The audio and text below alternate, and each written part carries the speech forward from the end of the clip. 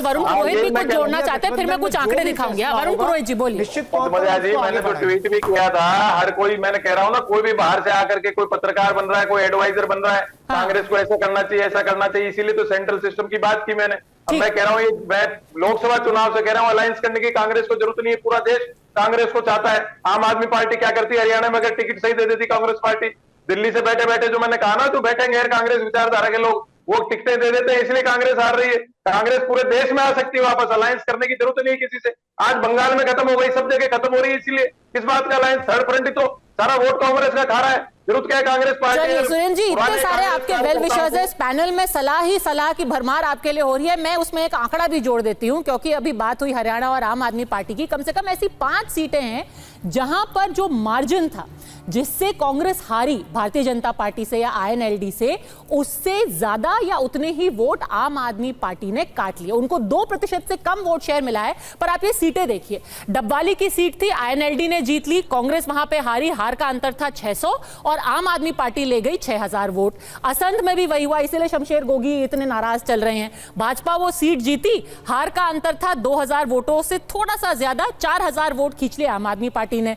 उचाना कलान में बीजेपी जीती सिर्फ 32 के मार्जिन से, 2500 वोट पड़े आम आदमी पार्टी को। दादरी का भी वही हाल है, रानिया का भी वही हाल है, बेहद छोटे छोटे मार्जिन, 1000 वोट के, 4000 वोट के और 4-4000, 1500 वोट आम आदमी पार्टी लेकर के जा रही थी। अगर इनके साथ आप रहते तो शायद ये सीटें आपके खाते में होती। सलाह आपको दे रहे हैं वरुण पुरोहित भी और आम आदमी पार्टी भी, अहंकार कम होना चाहिए। ये देखिए, पहली बात तो हम अहंकार नहीं, विनम्रता से बात कहते हैं कि अगर चुनाव में कुछ कई बार आपकी रणनीतिक गलतियां भी होती हैं, नंबर 1। और नंबर 2, एक निदा फाजली ने एक जगह पे लिखा था पद्मजा कि 2 और 2 का जोड़ हमेशा 4 कहाँ होता है, और सोच समझ वालों को थोड़ी नादानी दे मौला। सच बात यह है कि आम आदमी पार्टी लड़े, कांग्रेस लड़े या कोई अन्य पार्टी लड़े, जरूरी नहीं होता है कि जो वोट आम आदमी पार्टी को मिले वही सारे हमको मिल जाते। हो सकता है उनको, आम आदमी पार्टी को, भाजपा के वोट मिले हों।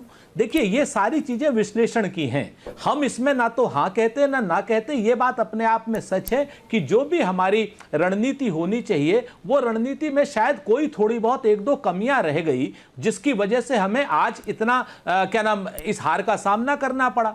और हम इन कमियों को मद्देनजर रखते हुए आगे आने वाले चुनावों के लिए, चाहे महाराष्ट्र का चुनाव हो, चाहे झारखंड का चुनाव हो, उस सारी चीजों को हम ध्यान भी रखेंगे, मजबूत भी करेंगे और सारे कील कांटे भी दुरुस्त करेंगे। हम ऐसा विश्वास अपने साथियों को भी दिलाते हैं और ऐसा विश्वास हम जनता को भी दिलाते हैं। वरुण जी ज्यादा भड़के हुए हैं। हाँ वरुण बताइए, वरुण पुरोहित। ये सुरेंद्र भाई तो बोलेंगे, इनके देखो कंपल्सन है, मेरा कंपल्सन नहीं है, मेरा बैकग्राउंड भी कंपल्सन का नहीं रहा है। राहुल गांधी जी ने क्या कहा था, एक बार जयपुर में आए थे मेरे घर के सामने बिरला ऑडिटोरियम में, जब कहा था कि पैराशूट की डोर काट दूंगा, उसके बाद पैराशूटर ही पैराशूटर आ रहे हैं। आज भी आप देख लो, 3-3 बार जमानत जब हो जाती है राज्यसभा की, वर्कर को तो पूछ ही नहीं रहे। जब आप पुराने कांग्रेस बैकग्राउंड के वर्कर्स को नहीं पूछोगे तो आप पार्टी चलाओ कैसे? आप इंपोर्ट करे जा रहे हो बार बार से, कल के छोकरे आके आपके एआईसीसी चलाने लगे, कैसे चलेगी कांग्रेस पार्टी? जिसको कांग्रेस का पता ही नहीं है वो कांग्रेस चलाएंगे कैसे? तो ये तो सेंट्रल सिस्टम जब तक दुरुस्त नहीं होगा, मैं आज फिर कह रहा हूं, किसी से अलायंस की जरूरत नहीं कांग्रेस पार्टी को। अगर सेंट्रल सिस्टम दुरुस्त कर दो, आप पार्टी से ही हो जाएगी। दूसरी बात, अभी आप बात कर रहे हो हुड्डा साहब, शैलजा साहब, अरे भाई हर स्टेट में 2-2 नेता सर्टिफिकेट करेंगे, वही कांग्रेस का कार्यकर्ता होगा क्या? ये चीज राजस्थान में इसीलिए आ रहा है, या तो अशोक गहलोत जी सर्टिफिकेट देंगे या सचिन पायलट देंगे। अरे भाई कल सचिन पायलट 20 कितने टाइम हुए कांग्रेस में, राजेश पायलट की बात में मानता हूं, वो नेता थे, दुनिया से मिलते थे, कार्यकर्ताओं से मिलते थे। आप मिलते नहीं हो, अहंकार की बात नहीं है कांग्रेस पार्टी का। कह रहे ना समीक्षा होगी, एक पूरी कमेटी बना दी है। अरे वही कर रहे हैं जो टिकट दे रहे हैं, वही समीक्षा कर रहे हैं, वही कार्यकर्ता बन रहे हैं, वही एआईसीसी ले रहे हैं, वही मिनिस्टर बन जाएंगे, वही राज्यसभा ले रहे हैं। आप 20 साल से परिवर्तन नहीं कर रहे हो। G23 बना, जब भी मैंने वही कहा, वही गुलाम नबी आजाद कार्यकर्ता बन जाते हैं, वही कैबिनेट में आ जाते हैं, वही एआईसीसी में आ जाते हैं। कार्यकर्ता को तो आप दे नहीं रहे हो मौका। सुरेंद्र जी, आपके पुराने साथी यूथ कांग्रेस के। जी, मैं तो आपको सही बात कह रहा हूं, नहीं बोलेंगे तो कांग्रेस सुधरेगी नहीं। देखिए,